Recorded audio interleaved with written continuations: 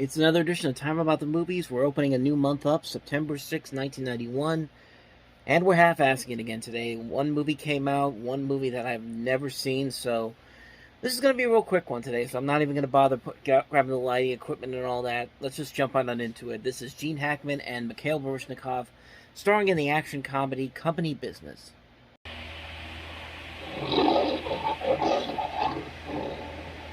We random accessed their computer with a digital sequencer, and I slipped their computer a virus.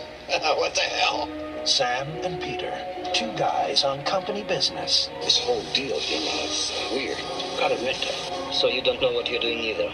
No more than you, pal. For two very competitive companies. These people don't jump for us like they used to. You and me were servants. They were set to close one last deal. Trim yourself up, you look like hell. What do you think? Hey, you look like a Ringo Starr. That turned into a hostile takeover. Why would I want to go anywhere with you? And when their bosses worked out a merger, I got news for you. You're being traded. Sam and Peter needed a retirement plan. I want to go someplace warm. What are you complaining about? It's not exactly a golden parachute, but there is definitely a pension. Wow. $2 million. If they're around to collect it. Trust me. Trust you. This whole thing's getting out of hand. Do you know what you are? Dinosaurs. Dinosaurs. What happened down there? I like you better than I liked him. What two employers could treat two employees like this? This is a company problem. The CIA and the KGB. Oh, fudge. Gene Hackman, Mikhail Baryshnikov. Don't you think you're being a little theatrical? Someone's got to take care of you. Company business. До свидания. До свидания. You know, honestly, the most shocking thing about this movie is that the director of this is Nicholas Meyer.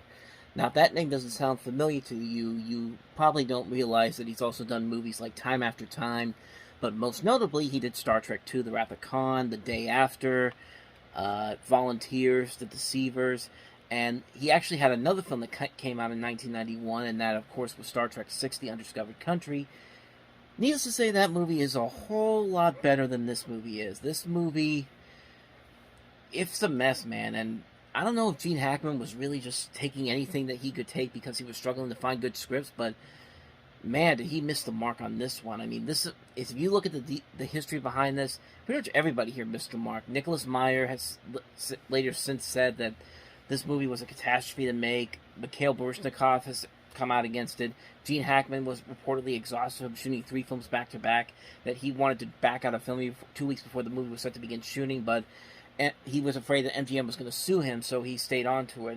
And honestly, it definitely shows in that little trailer there, because there's nothing really all that funny there, and the chemistry between Hackman and Baryshnikov, two great actors, it just really isn't there. And you also have Kurtwood Smith in there, Terry O'Quinn, just these great actors in here, but really, there's nothing in here that really says, this is a good movie, this is something I have to see. And judging by the reviews I've seen and the fact that it barely made any money at the box office, and it barely crossed over $500,000 its opening weekend, it should really tell you a whole lot, because it's a shame too, because like everybody involved in this is very talented. They have made great movies in the past, but this just doesn't look very good whatsoever. I mean, the movie some of the lines in there are so bad. Like the idea that the idea is that both Hackman and Baryshnikov are these older people, and this lady in the movie keeps calling them dinosaurs, which I don't know, man. Like, Gene Hackman was old, but he was not that. Let me see.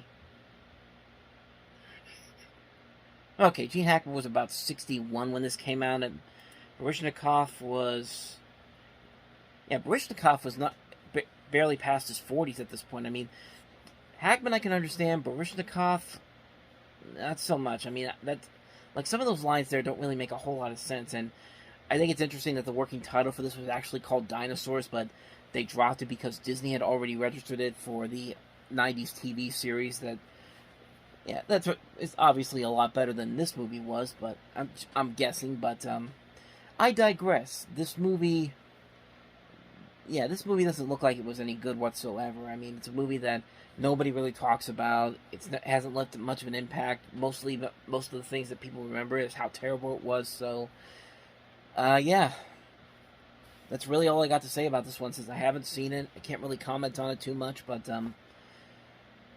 that's pretty much all you have to say about it. Company business. It is what it is. So on that note, we wrap up another edition of Time About the Movies. The next time we meet, we look at September 13th, 1991, with two movies. Friday the 13th, of course.